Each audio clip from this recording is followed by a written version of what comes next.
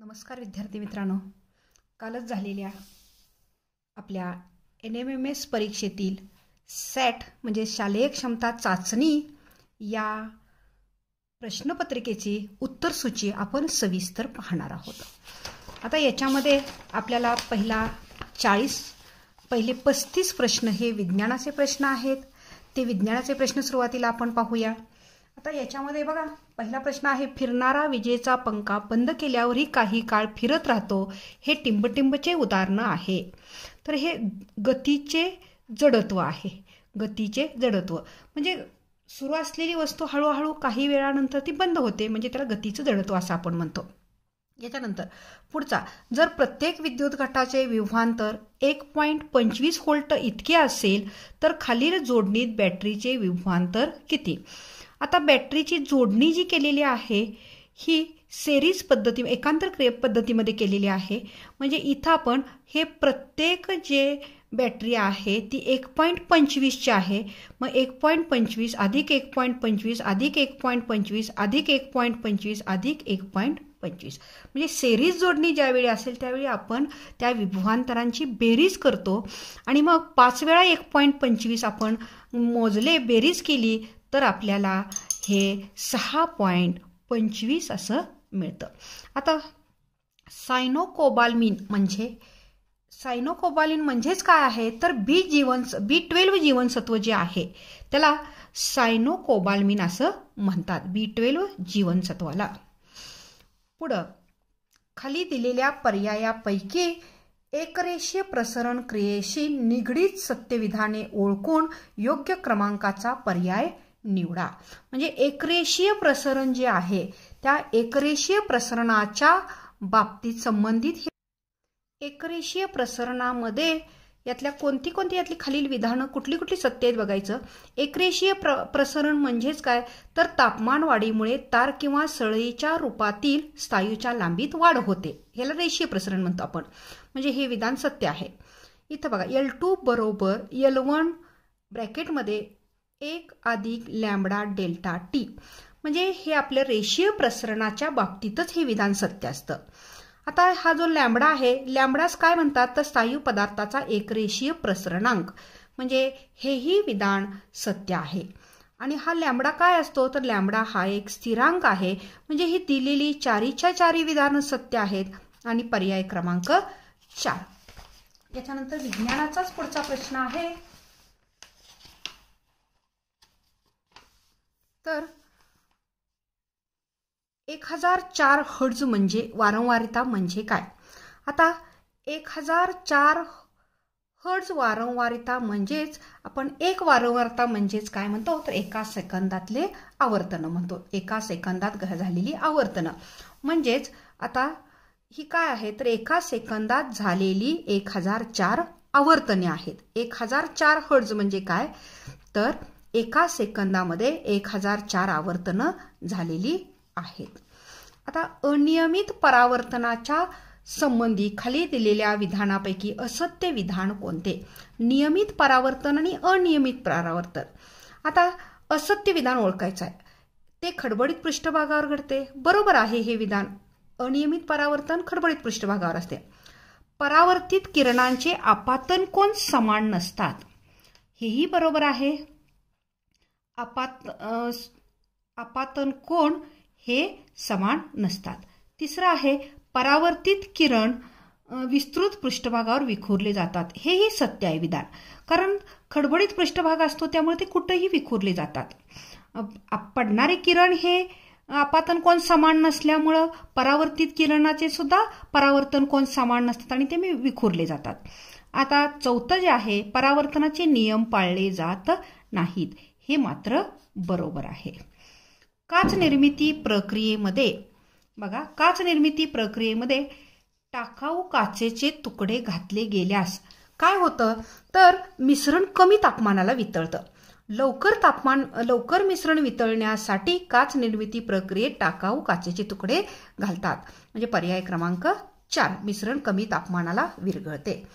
पुढं जहाजे व पाणबुड्या यांच्या बांधणीत टिंबटिंबचा वापर होतो. आता हे जे नियम आहेत, पास्कलचा नियम, न्यूटनचा नियम, आर्किमिडीजचं तत्व आहे, गुरुत्वाकर्षणाचं तत्व आहे.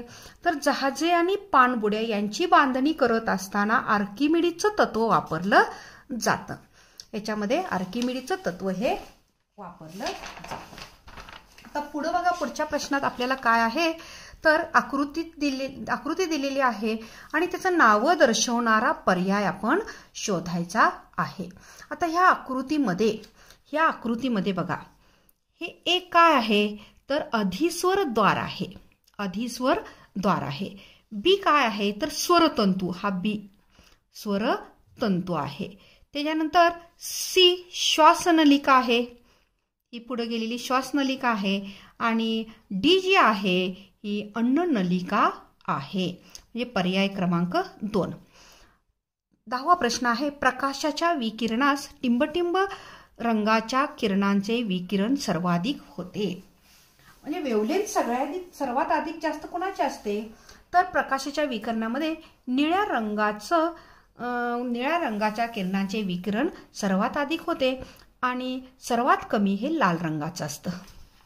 आणि म्हणून ह्याचा पर्याय 2 निळ्या रंगाचं. पुढचा प्रश्न आहे बघा, जमिनीवर उभे राहिल्यास आपल्या डोक्याच्या बरोबर वर असलेल्या खगोलावरील बिंदूला टिंबटिंब म्हणतात तर ऊर्ध्वबिंदू असं म्हणतात. जमिनीवर उभे राहिल्यास डोक्याच्या बरोबर वर असलेल्या बिंदूला ऊर्ध्वबिंदू असे म्हणतात. अणूच्या संयुजेचा संबंध पुढीलपैकी कशाशी असतो. आता आपल्याला माहिती आहे अणूची संयुजा ही इलेक्ट्रॉन संख्येवर अवलंबून असते आणि बाह्यतम कक्षेमध्ये असलेल्या इलेक्ट्रॉनच्या संख्येवर ही अवलंबून असते आणि म्हणून इलेक्ट्रॉनच्या संख्येशी. आता राजधातूच्या बाबतीत पुढील विधान कोणते असत्य आहे. राजधातूच्या बाबतीत ते मूलद्रव्याच्या स्वरूपात आढळतात, बरोबर आहे हे. हवा, पाणी, उष्णता यांचा त्यांच्यावर सहज परिणाम होतो, हे विधान चुकीचं आहे. कारण राजधातूवर हवा, पाणी, उष्णता यांचा कशाचाही परिणाम होत नाही. कक्ष तापमानाला त्याचे क्षरण होत नाही, हे बरोबर आहे. कक्ष तापमानाला त्याचे ऑक्सिडीकरण होत नाही, हेही बरोबर आहे. आणि असत्य विधान मात्र हवा, पाणी, उष्णता यांचा त्यांच्यावर सहज परिणाम होतो असं विधान दिले, हे असत्य आहे. तर कोणाचाही परिणाम त्याच्यावर होत नाही. जड पाण्याच्या निर्मितीमध्ये हायड्रोजन कोणत्या समस्थानिकाचा उपयोग होतो. हायड्रोजनचं कोणतं समस्थानिक वापरलं जातं जड पाण्याची निर्मिती करताना. हायड्रोजनची समस्थानिका हायड्रोजन, ड्यूटेरियम, ट्रिटियम असं आहेत. तर त्यापैकी ड्यूटेरियमचा वापर हा केला जातो. कोणत्या धातूला राखेलमध्ये बुडवून ठेवावा लागतो. जर पाण्यामध्ये असेल, हवेच्या संपर्कात असेल तर त्याचा स्फोट होतो. असा सोडियम, सोडियम धातूचा हा स्फोट होऊ नये म्हणून त्याला रॉकेलमध्ये बुडवून ठेवावा लागतो. याच्यानंतरचं पुढचं आहे, पुढीलपैकी कोणत्या क्रियेला रासायनिक बदल म्हणता येणार नाही. आता रासायनिक बदलामध्ये आपल्याला एकदा झालेला बदल पुन्हा आपल्याला मूळ स्थितीत आणता येत नाही. जसा भौतिक बदल आपल्याला बर्फाचं पाणी झालं, पाण्याचा बर्फ, हे भौतिक बदल आहेत, म्हणजे त्याचं स्थित्यंतर पुन्हा करता येतं.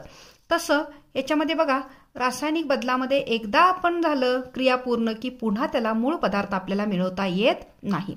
श्वसन रासायनिक बदल आहे. प्रकाश संश्लेषण रासायनिक बदल आहे. इंधनाचे ज्वलन रासायनिक बदल आहे. स्प्रिंग ताणलेली स्प्रिंग परत ओरिजिनल स्थितीमध्ये येते, म्हणजे हा भौतिक बदल आहे, रासायनिक बदल म्हणता येणार नाही याला. पर्याय क्रमांक 4. पुढील रासायनिक सूत्रामध्ये खायच्या सोड्याचे रासायनिक सूत्र काय. खायचा सोडा म्हणजे सोडियम बायकार्बोनेट. खायचा सोडा म्हणजे सोडियम बायकार्बोनेट आणि NaHCO3. खालील गटातील वेगळा शब्द ओळखा. सोडियम, मॅग्नेशियम, ॲल्युमिनियम, ऑक्सिजन हे तिन्ही धातू आहेत आणि हा अधातू आहे, ऑक्सिजन वेगळा निघतो. आणखी वायुरूपात आहे हे तिन्ही सायुरूपात असतात असंही आपल्याला काढता येईल. पाण्यामध्ये ऑक्सिजन आणि हायड्रोजनचे यांचे वजनी प्रमाण हे 8:1 असते. 8 भाग ऑक्सिजन आणि 1 भाग हायड्रोजन असतो. पुढचा आहे खालील गटातील वेगळा शब्द ओळखा. हेलियम, ऑर्गॉन, हायड्रोजन आणि न्यूऑन हे जे आहेत हे सगळे नोबल गॅसेस आहेत. याला राजवायू सुद्धा आपण म्हणतो. याला आपण राजवायू पण म्हणतो, नोबल गॅसेस पण म्हणतात, निष्क्रिय वायू पण म्हणतात, कारण यांची अष्टकं बाह्यतम कक्षेतली अष्टकं पूर्ण असतात. Helium, neon, argon, krypton, xenon, radon आणि हायड्रोजन हा जो आहे हा वेगळा निघतो. एकमेकात न विरघळणाऱ्या दोन द्रवांचे मिश्रण कोणत्या पद्धतीने वेगळे करता येतील? एकमेकात न विरघळणाऱ्या दोन द्रवांचे मिश्रण हे विलगीकरण पद्धतीने वेगळे करता येते. विलगीकरण पद्धतीने म्हणजे उदाहरणार्थ पाणी आणि रॉकेल आपल्याला या पद्धतीने, किंवा पाणी आणि दुसरं कुठलंही ऑइल आपण घेतलं तर त्या पद्धतीने आपण वेगळे करू शकतो.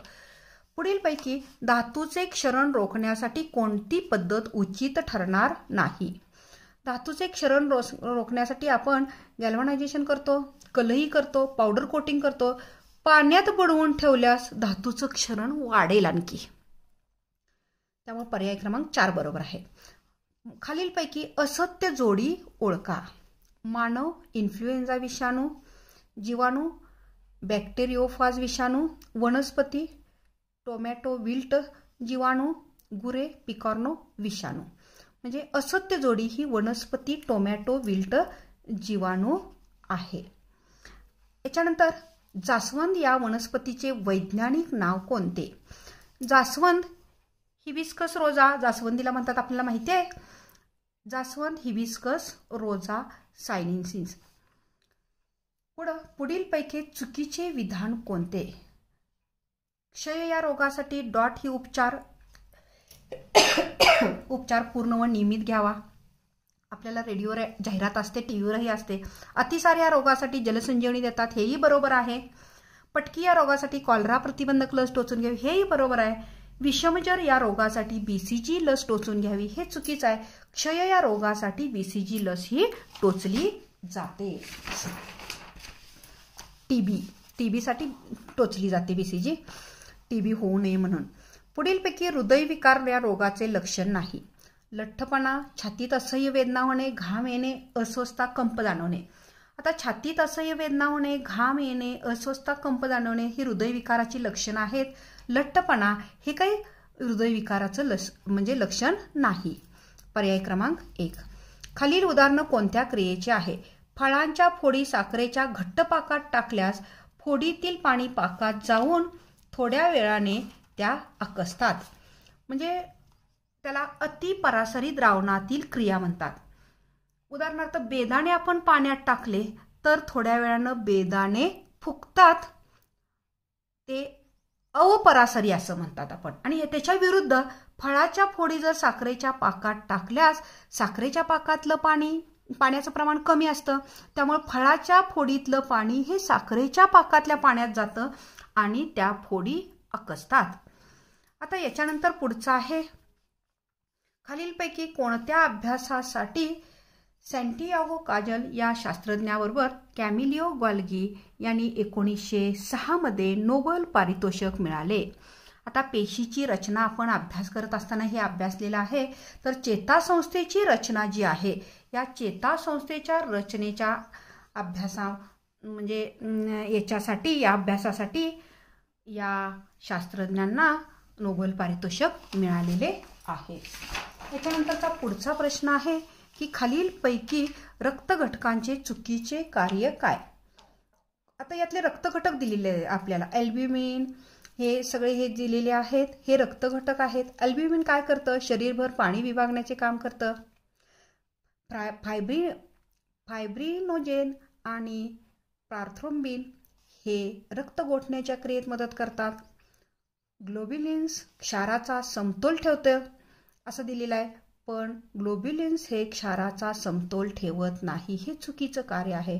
आणि असेंद्रिय आयने चेता आणि स्नायू कार्याचे नियंत्रण ठेवतात. आपल्याला माहिती आहे की प्लेटलेट्समध्ये रक्ताच्या हे फायब्रिनोजेन अँड पार्थ्रोम्बिन हे रक्तघटक असतात आणि ते रक्त गोठण्याच्या क्रियेत मदत करतात. अल्ब्युमिन शरीरभर पाणी विभागण्याचे काम करतात आणि असेंद्रिय आयने चेता आणि स्नायू कार्याचे नियंत्रण ठेवण्याचं काम करतात. ही जोडी चुकीची आहे. स्फिग्मोमॅनोमीटर नावाच्या यंत्राने टिंबटिंब मोजतात, रक्तदाब मोजला जातो. त्यानं काय मोजतात? रक्तदाब. काझीरंगा राष्ट्रीय उद्यान कोणत्या राज्यात आहे? आसाम.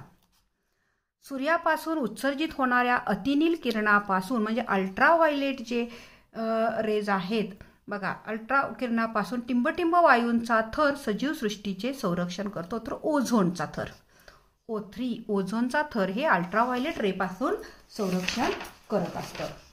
पुढचा प्रश्न आहे, हरितग्रह परिणाम करणाऱ्या वायूंचा पुढीलपैकी गट कोणते? म्हणजे हवेमध्ये उष्णता वाढवणारे जे पदार्थ आहे, हरितग्रह परिणाम वाढवणारे जे पदार्थ आहेत ते CO2, CH4, CFC आणि नायट्रस ऑक्साईड हे आहेत. क्लोरोफ्लोरोकार्बन, मिथेन, कार्बन आणि नायट्रस ऑक्साईड असे हे 4 वायू आहेत. पुढे 34वा प्रश्न आहे बघा, खालीलपैकी असत्य विधान कोणते? अ वर्गीय आग थंडावा निर्माण करून विझवली जाते, सत्य आहे. ब वर्गीय आग फेस येणाऱ्या म्हणजे साबण वगैरे आहेत ह्याच्यामार्फत ती विझवली जाते, हेही बरोबर आहे. ड वर्गीय आग ही पाण्याने विझवतात, हे चुकीचं आहे. ई वर्गीय आग कार्बन डायऑक्साईड सारख्या आग प्रतिबंधकाच्या साह्याने विझवली जाते, हेही बरोबर आहे. तर ही ड वर्गीय आग जी आहे ती कार्बन डायऑक्साईडच्या माऱ्यानंच ही विझवली जाते. पुढे बघा, टिंबटिंब पोषक द्रव्याच्या अभावामुळे वनस्पतींना उशिरा फुले येतात. आता ॲक्च्युली यातलं उशिरा फुलं कशामुळे येतात? तर याच्यामध्ये सल्फरचं प्रमाण कमी असेल तर, वनस्पतीमध्ये सल्फरचं प्रमाण कमी झालं तर फुलं उशिरा येतात. आता इथं पर्याय दिलेला नाही, त्यामुळे थोडासा संदिग्ध असा प्रश्न आहे आणि त्याला जोडीला थोडंसं फॉस्फरस जर असेल म्हणजे तरीसुद्धा हे म्हणजे उत्तर प्रश्न संदिग्ध आहे, पण शक्यतो हे उत्तर ग्राह्य धरलं जाईल. पुढे बघा, 1920 मधील, आता इतिहासाचा भाग आपला सुरू झालेला आहे. 1920 मधील राष्ट्रीय सभेच्या अधिवेशनातील ठरावानुसार खालील बाबीवर बहिष्कार घालण्याचा कार्यक्रम निश्चित करण्यात आला. चुकीचा पर्याय कोणता? तर याच्यामध्ये स्वदेशी वस्तूवर बहिष्कार करण्याचा निर्णय करण्यात आला. स्वदेशी वस्तू पर्याय ह्याचा 3. पुढे बघा, आंतरराष्ट्रीय साम्यवादी चळवळीत सक्रिय सहभाग कोणी घेतला? आंतरराष्ट्रीय साम्यवादी चळवळीत सक्रिय सहभाग ह्या मानवेंद्रनाथ राय यांनी घेतलेला आहे. दादर नगर हवेली येथील पोर्तुगीज वसाहती मुक्त करण्यासाठी कोणत्या दलाची स्थापना करण्यात आली? तर आझाद गोमंतक या दलाची. कायदेभंगाच्या चळवळीमध्ये सहभागी महिला सत्याग्रहांची नावं दिलेली आहेत. यापैकी कोण कायदेभंग चळवळीशी संबंधित नव्हते? तर अरुणा असपल्ली. बाबासाहेब आंबेडकरांनी एप्रिल 1927 मध्ये कोणते वृत्तपत्र सुरू केले? बहिष्कृत भारत. भारतातील शेवटचे गव्हर्नर जनरल व पहिला व्हाईसराय खालीलपैकी कोण? Lord Canning. पुढचा प्रश्न आहे आपला, या क्षणापासून तुमच्या पैकी प्रत्येक स्त्री पुरुषाने आपण स्वतंत्र झालो आहे असे समजले पाहिजे आणि स्वतंत्र भारताचा नागरिक म्हणून वागले पाहिजे, हे विधान हे महात्मा गांधींनी केलेले आहे. आजच्या मध्य प्रदेशातील माळवा भागात आपली ठाणी मजबूत करण्यासाठी बाजीरावाने कोणाच्या नेतृत्वाखाली मराठी सरदार पाठवले? चिमाजी अप्पांच्या. पुढील घटनांचा योग्य कालानुक्रम असलेला पर्याय लिहा. आता याच्यामध्ये पहिला आहे बघा, आर्य समाजाची स्थापना. दुसरा, शिकागो धर्म परिषद नेतृत्व. तिसरा, पहिली मुलींची शाळा सुरू केली. आणि चौथा, हिंदू महासभेची स्थापना. पर्याय क्रमांक 1 हे सालाप्रमाणे जे सनावळ्या आहेत त्याच्याप्रमाणे हे त्याची मांडणी केलेली आहे. पुढे, चित्रामध्ये दाखवलेली व्यक्ती कोणत्या सत्याग्रहाशी संबंधित आहे? तर चित्रामध्ये दाखवलेली व्यक्ती ही सोलापूरचा सत्याग्रह जो आहे त्याच्या संबंधित आहे. महाराज हे केवळ महाराष्ट्राचेच नव्हे तर साऱ्या राष्ट्राचे होते असे उद्गार पंडित जवाहरलाल नेहरू यांनी काढलेला आहे. अमेरिका व कॅनडा येथील भारतीयांनी कोणत्या संघटनेची स्थापना केली? गदर संघटनेची स्थापना केलेली आहे. नागपूर करारामध्ये 1956च्या संविधानातील दुरुस्तीप्रमाणे कलम 371(2) नुसार खालीलपैकी कोणत्या अटीचा समावेश त्याच्यामध्ये नाही, तर विकास कार्यासाठी अतिरिक्त निधी याचा समावेश त्याच्यामध्ये नागपूर करारामध्ये नाही. पुढचा प्रश्न आहे, व्हाईसरॉयच्या कार्यकारी मंडळीत मुस्लिम प्रतिनिधीची नावे सुचवण्याचा अधिकार केवळ मुस्लिम लीगला असावा असा आग्रह हा बॅरिस्टर जिना यांनी धरला. भारतातील तरुणांनो, उठा, जागे व्हा व ध्येय प्राप्त होईपर्यंत थांबू नका हा संदेश हा स्वामी विवेकानंदांनी दिला आहे. भारतातील कोणते कार्य सर्वोच्च न्यायालयाचे नाही. न्यायाधीशाची नेमणूक करणे, न्यायाधीशांची नेमणूक हे राष्ट्रपती करत असतात, ती सर्वोच्च न्यायालयाचं कार्य नाही. पुढचा आहे, कनिष्ठ न्यायालयाने आपला अधिकार क्षेत्राच्या पलीकडे न जाण्याविषयीचा आदेश म्हणजेच प्रतिषेध होय.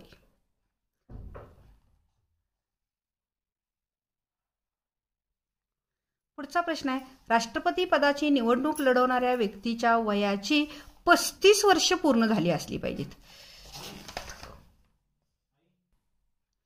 महाराष्ट्र विधान परिषदेची सदस्य संख्या किती आहे? विधान परिषदेची विचारली आपल्याला, विधानसभेची नाही. 288 विधानसभेची आहे, तर 78 ही विधान परिषदेची आहे.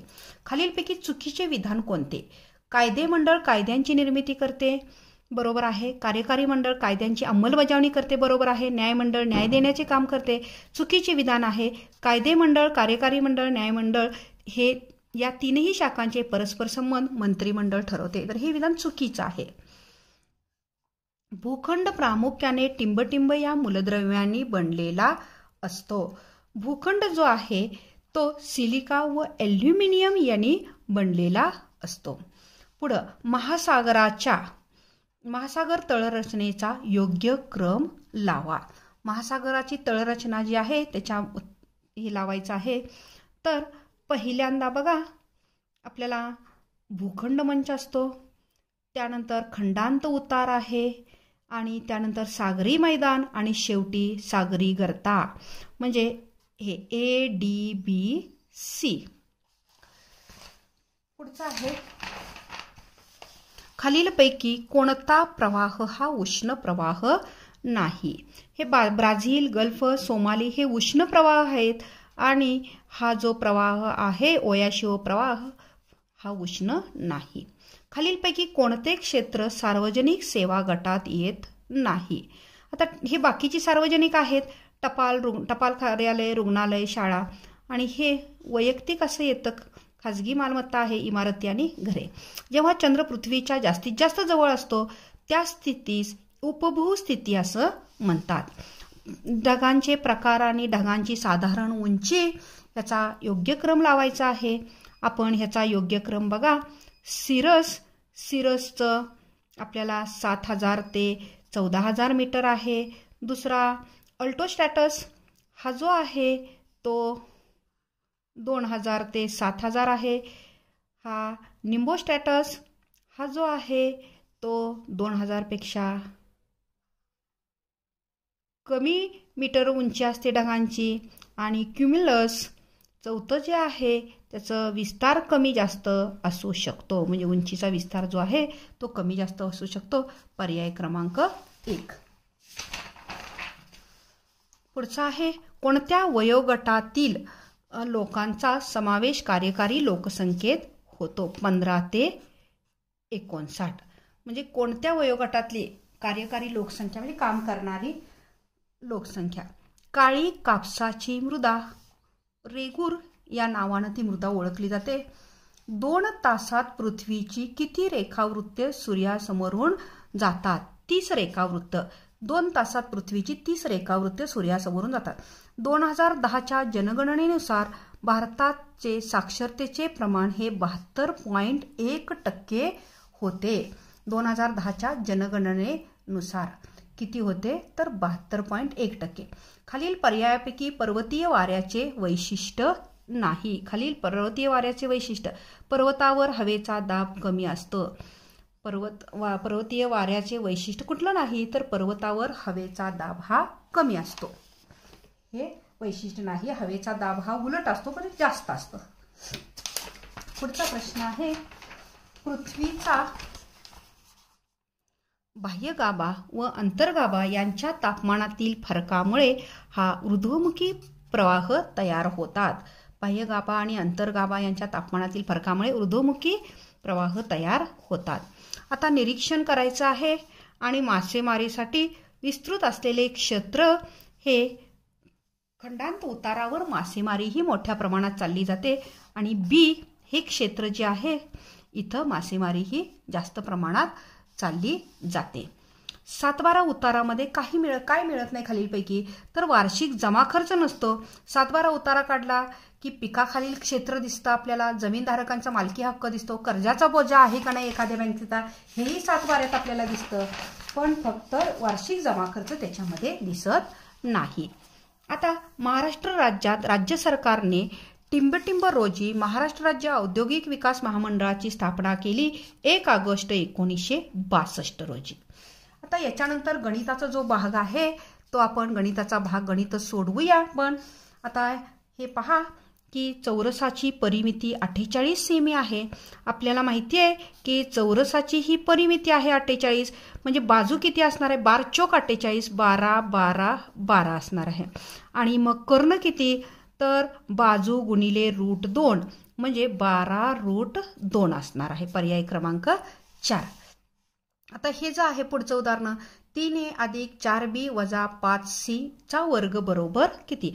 आपल्याला विस्तार सूत्र माहिती आहे, a + b + c कंसाचा वर्ग बरोबर a वर्ग + b वर्ग + c वर्ग वजा 2ab अधिक 2bc अधिक 2ac. या विस्तार सूत्रात मांडल्यानंतर बघा हे a, b आणि हे c आहे.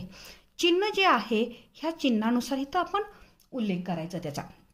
आता याच्यात बघा 3a चा वर्ग 9a वर्ग, 4b चा वर्ग 16b चा वर्ग, सगळे पर्याय सारखे आहेत. वजा 5c चा वर्ग अधिक 25c चा वर्ग येणार आहे. त्यामुळे हे पहिले तिन्ही तर सारखेच आले. पुढे बघा 2ab 3 चौक 12, 12 दुनी 24ab अधिक 24ab इथं आणि इथं आहे बघा. या 2 पर्यायपैकी उत्तर असणार. त्याच्यानंतर 2bc अधिक 2bc, तर आता अधिक गुणिले वजा येणार, 5 चौक 20, 20 दुनी 40 वजा 40bc हे येणार पर्याय. हे तर अधिक 40bc आलाय. आणि शेवटी अधिक 2ac म्हणजे वजा येणार इथं, अधिक गुणिले वजा वजा 5 त्रिक 15, 15 दुनी 30ac म्हणजे हा पर्याय आला. पुढे बघा काय म्हणलेलं आहे, एका काटकोन त्रिकोणाचा कर्ण व एक बाजू हे दुसऱ्या काटकोन त्रिकोणाचा कर्ण आणि संगत बाजू यांच्याशी एकरूप असतील तर ते 2 त्रिकोण कर्ण भुजा कसोटीनुसार एकरूप असतात. याच्यानंतर पुढचं याचं घनमूळ काढायचं आहे. आता आपल्याला माहिती आहे असं अंदाजे घनमूळ पाठ असेल तर ठीकच आहे. अंदाजे घनमूळ काढत असताना ह्याच्या जवळचं घनमूळ 20चं घनमूळ आपण बघूया. 20चं घनमूळ किती असतं, 20चा घन किती असतो आपला, तर 20चा घन हा 8000, 2चा घन 8 आणि 1 शून्याचं 3 शून्य झाले, 8000 झाला. हा आता मग 8000पेक्षा लहान आहे हे, म्हणजेच बघा 8000पेक्षा लहान आहे म्हणजेच हे 29 पर्याय येणार नाही आपला. आता त्याच्यानंतर इथं बघा तुम्ही शेवटी 9 आहे, घन करताना ह्याचा 3 त्रिक 9, 9 त्रिक 27 हेही येणार नाही. इथं बघा 3 त्रिक 9, 9 त्रिक 27 हेही येणार नाही, म्हणजे हे झालं. 19चा घन हा 6859 आहे, म्हणजेच ह्याचं घनमूळ किती 19. आता पुढचा पर्याय आहेत बघा 2चा 1/3चा तिसरा घात, घाताचा घात म्हणजे गुणाकार असतो, म्हणजेच 1/3 गुणिले 3, 3 3 कॅन्सल झाले म्हणजे 2चा 1 राहिला, अधिक 5च्या 7व्याचा शून्य घात म्हणजे 1 झाला. छेदामध्ये बघा 2 गुणिले 1/2 म्हणजे 2 छेदातले आणि अंशातले गेले, 3चा 1 घात झाला. तसंच बघा इथं 2चा 1 घात म्हणजे 2 अधिक 1 छेदामध्ये 3चा 1 घात म्हणजे 3, 3/3 म्हणजेच किती उत्तर आलं 1 आलं. उत्तर किती आलं 1, पर्याय क्रमांक 4. पुढे आहे पितळ या संमिश्रामध्ये तांबे व जस्त पितळ या संमिश्रामध्ये तांबे व जस्त यांचे प्रमाण 13:7 आहे. म्हणजे 13 भाग तांबे आणि 7 भाग जस्त, 13x आणि 7x म्हणूया. आणि दोन्ही मिळून किती आहे? 1.5 किलोग्रॅम, म्हणजे 1500 ग्रॅम झालं. 1500 ग्रॅम झालं. आणि ह्या दोघांची बेरीज आपण केली तर 13 आणि 7 20x, 20x बरोबर 1500, 20x बरोबर 1500 आलेला आहे. आता आपण x बरोबर काढूया. x बरोबर 20 इकडे गेले भागिले झाले, शून्याला शून्य गेलं, 150 भागिले 2 म्हणजे 75 आलं. एक्सची किंमत 75 आली. आपले काय सांगितले? पितळेच्या भांड्यात जस्त किती? जस्त किती आहे? 7 भाग आहे, म्हणजे 7x आहे. म्हणजेच 75 गुणिले 7 आणि दोघांचा गुणाकार केला तर 525 ग्रॅम येते. आता क्रिकेटच्या एका सामन्यातील एका संघातील खेळाडूने किती धावा काढला हे आपल्याला दिलेलं आहे. तर या सर्व ह्या धावांचा 11 खेळाडू आहेत आणि या सर्व धावांचा मध्य किती आहे? 40. आता बघा, मध्य बरोबर काय असतं? तर मध्य बरोबर आपलं सूत्रच आहे. मध्य बरोबर ह्या सगळ्यांची बेरीज करायची भागिले किती प्राप्तांक आहेत? तर 11 प्राप्तांक आहेत. एकूण प्राप्तांक किती आहेत? 11. आणि ह्या सगळ्यांची आपण जर बेरीज केली तर ही जी बेरीज आहे ही बेरीज आपल्याला बघा आपण करूया. या सगळ्यांची आपण जर बेरीज केली तर ही बेरीज 351 येत्या. 351 आणि हे अधिक x. आता हे 11 भागिले तिकडे गेले की गुणिले झाले. 11 चौक 44 आणि 1 0 बरोबर 351 अधिक x. 351 इकडे येऊन वजा होणार. 440 वजा 351 बरोबर x. वजा बाकी करूया आपण. 10तनं 1 गेला, 9 राहिला, हातचे देऊन टाकले. 14तनं 7 गेले आपले, 14तनं 6 गेले, 8 राहिले. पर्याय 89. पुढचं उदाहरण आहे. एका वृत्तचित्तीच्या पायाचा व्यास हा 14 सेमी असून घनफळ 2618 घनसेमी आहे. तर वृत्तचित्तीची उंची किती? आपल्याला घनफळाचे सूत्र काय? वृत्तचित्तीचे घनफळ बरोबर पाय r वर्ग h. घनफळ किती दिले आपल्याला? 2618 दिलंय. 22/7 गुणिले r चा वर्ग. व्यास 14 दिलाय, म्हणजे r म्हणजे त्रिज्या निम्मी त्याच्या 7 आली. 7 चा वर्ग म्हणजे 7 गुणिले 7 आणि गुणिले हे h. 7 कॅन्सल झाले अंशातले आणि छेदातले. हे 22 गुणिले 7 इकडे आल्यावर भागिले झाले. 2618 भागिले 22 गुणिले 7 बरोबर h. 7 एके 7, 7 चौक 28, 7 त्रिक 21, 7 त्रिक 21, 5 राहिले. 7 7 49, 51 मधनं 49 गेले, 2 राहिले, 28 झाले. 7 चौक 28. आता 22 न भागाया. 22 एके 22, 22 एके 22. आता 15 राहिले. यातनं 22 गेल्यावर 15 राहिले. 154 झाले. 22 7 54 असे, म्हणजे x बरोबर h बरोबर 17 सेमी आलं. आता एका घनाकृतीच्या पृष्ठांची संख्या 6 आहे, शिरोबिंदूंची संख्या 8 आहे. तर घनाकृतीच्या कडा किती?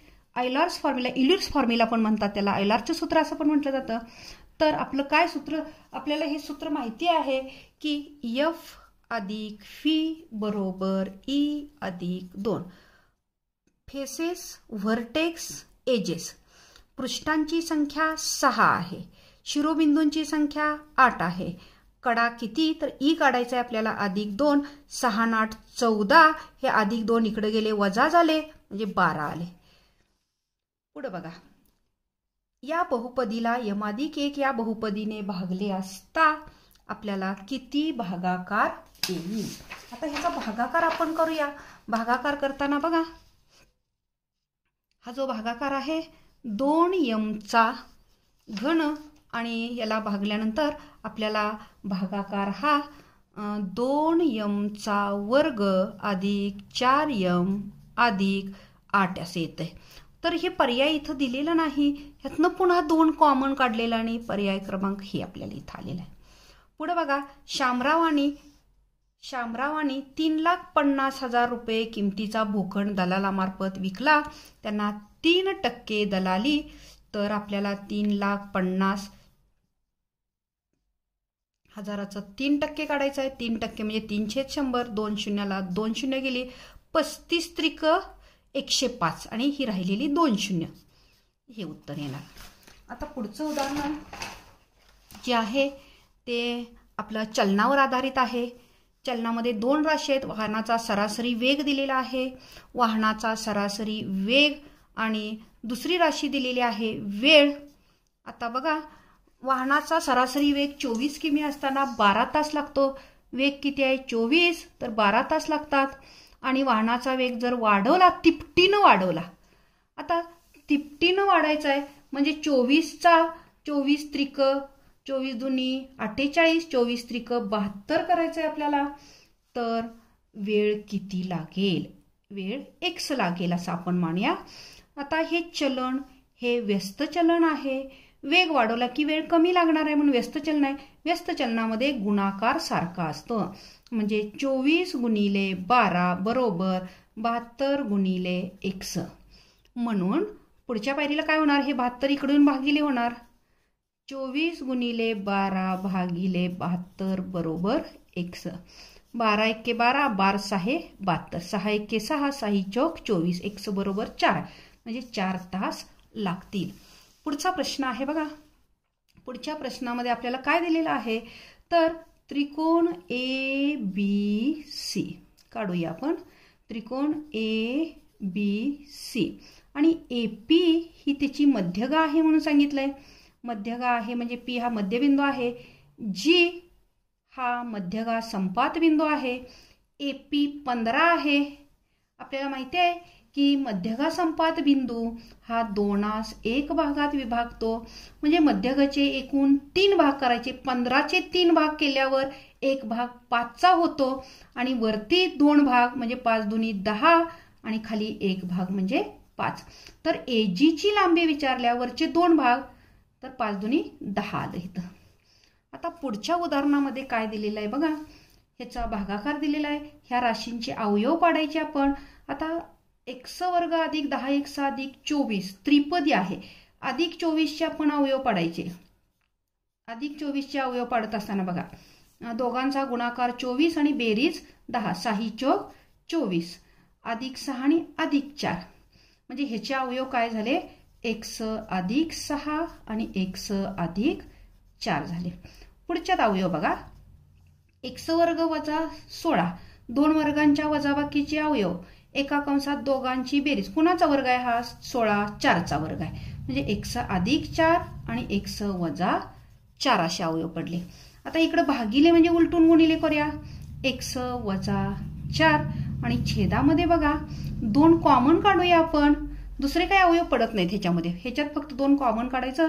x अधिक 6 कॉमन फॅक्टर घालूया आपण. गेले x अधिक 6 सगळंच गेलं, फक्त छेदात 2 राहिले, म्हणजे 1/2. उत्तर काय आलं? 1/2. आता 2 समांतर रेषांना, प्रश्न काय बघा, 2 समांतर रेषांना एका छेदिकेने छेदले असता होणाऱ्या आंतरकोनांच्या जोडीतील हे 2 समांतर रेषा, हा 2x आहे आणि हा 3x आहे. तर कोणांची मापं काढायची सांगितलेली आहेत. आपल्याला माहिती आहे आंतरकोन पूरक असतात. ह्या दोघांची बेरीज 180, म्हणजे 5x बरोबर 180. x बरोबर 5 न भागूया. 5 त्रिक 15, 5 6 30, x बरोबर 36, 2x म्हणजे 36 दुनी 72, 3x म्हणजे 36 त्रिक 108 अंश. ही जोडी येणार आपल्याला. अशा पद्धतीनं या वर्षीच्या प्रश्नपत्रिकेत अतिशय सोप्या पद्धतीची उदाहरणं दिलेली आहेत. मुलांना ही सहज सोडवता येतील अशी उदाहरणं गणितामध्ये दिलेली आहेत. गणित अतिशय सोप्या पद्धतीचं आहे. आता या परिमेय संख्येचे दशांश रूप कोणते? 56 भागिले 37. 37 ही मूळ संख्या आहे, त्यामुळे भाग तोडायचा प्रश्न नाही. याच्यामध्ये सरळ 37चा पाढा तयार करायचा. 37 एके 37, 37 दोन्ही 74, 37 त्रिक 111, 37 चौक 148, 37 पाचा 185. या पद्धतीनं पाढा तयार करा आणि डायरेक्ट 37 भागा. आपल्याला हे उत्तर मिळणार आहे. आता हे कसं आहे, आवर्ती रूप मिळणार आहे आपल्याला, दशांश आवर्ती रूपात हे मिळणार आहे. पुन्हा बाकी तेवढी शिल्लक राहणार आहे आणि म्हणून 513 वर 12 आलेला आहे. 1.513 आवर्ती. आता एका शहराची लोकसंख्या दरवर्षी 5% ने वाढते. आता 5% ने वाढते. 2012 साली एवढी होती, तर 15 साली किती, हे सोडवत असताना आपण ए बरोबर पी कंसात 1 अधिक r/100 कंसाचा n घात, n सोडवायचं. ह्या आपल्या चक्रवाढ व्याजाच्या सूत्रात हे बसवायचं आहे. पी ची किंमत किती आहे, 1,20,000. नंतर 1 अधिक r 5 ने वाढते म्हणजे अधिक 5 येणार आहे इथं, छेद 100 कंसाचा. आता 12 साल आणि 15 सालची काढायची आपल्याला, म्हणजे 3 वर्षाचा फरक आहे, 3. आता हे सोडवल्यानंतर इथं सोडवूया आपण. ए बरोबर बघा 1,20,000 गुणिले 5 एके 5, 5 दुनी 10, 0, 1/20, 20 एके 20 आणि 21 गुणिले 21/20चा 3रा घात म्हणजे 21/20चा 3 वेळा गुणाकार. 21/20चा 3 वेळा गुणाकार. बघा 0 0 0 कॅन्सल झाले, 3 0. आता बेदुनी 4, 4 दुनी 8, 8 न भागूया आपण. 8 एके 8, 4 उरले 40 झाले, 8 पंचे 40 म्हणजे 15 गुणिले 21 गुणिले 21 गुणिले 21. हा गुणाकार जर आपण केला तर 1,38,915 एवढी लोकसंख्या होते. पुढे बघा, आपल्याला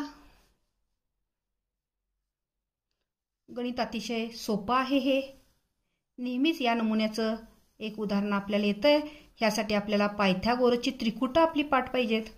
याच्यामध्ये काय दिलेलं आहे तर 12 सेमी अंतरावर, हे अंतर आपण 12 सेमी धरू, 12 सेमी अंतरावर एक जीवा आहे आणि जीवेची लांबी 32 आहे. ही 32 आहे म्हणजे आपण नाव देऊया PABM. पूर्ण AB जीवा 32 आहे म्हणजे ही निम्मी 16 असणार. आता 12 16 आणि हे त्रिकूट जर आपण पाहिलं तर ह्या दोघांच्या वर्गांची बेरीज केली तर 400 येत्या आणि हे किती येणार आहे आपल्याला 20 येणार आहे. तर 20 पर्याय दिलेला आहे. पण त्यांनी विचारले वर्तुळाचा व्यास किती, तर वर्तुळाचा व्यास 40 सेमी. याच्यानंतर पुढचं आहे बघा, एकचल समीकरण आहे. एकचल समीकरण तिरका गुणाकार करून सोडवा. त्याच्यापेक्षाही सोपं पर्याय खंड गेला तर सहज लक्षात येते आपल्याला. x ची किंमत 7 घेतली, 7 दुनी 14, 18तनं 14 गेले 4 राहिले. पुढं x ची किंमत 7 घेतली, 7तनं 4 गेले 3 राहिले. किंवा सरळ तिरका गुणाकार करा आणि x ची किंमत काढा, पर्याय 7. आता एका त्रिकोणाच्या बाजू दिलेल्या आहेत. आपल्याला हे जे उदाहरण आहे हे उदाहरण आपल्याला हिरोच्या फॉर्म्युला सोडवायचं. S बरोबर सेमी पेरिमीटर अर्धपरिमिती. तर ह्या बेरीज किती येणार आहे 42/2 बरोबर 21. आणि A बरोबर आपलं सूत्र माहिती आहे आपल्याला, S कंसात S वजा A, S वजा B आणि S वजा C. सोडवूया आपण हे उदाहरण. S ची किंमत 21 आहे. 21 गुणिले 21 वजा 13, 21 गुणिले 21 वजा 13, 21तनं 13 गेले 7 राहिले गुणिले S वजा B. S वजा B म्हणजे इथं बघा आपल्याला 21तनं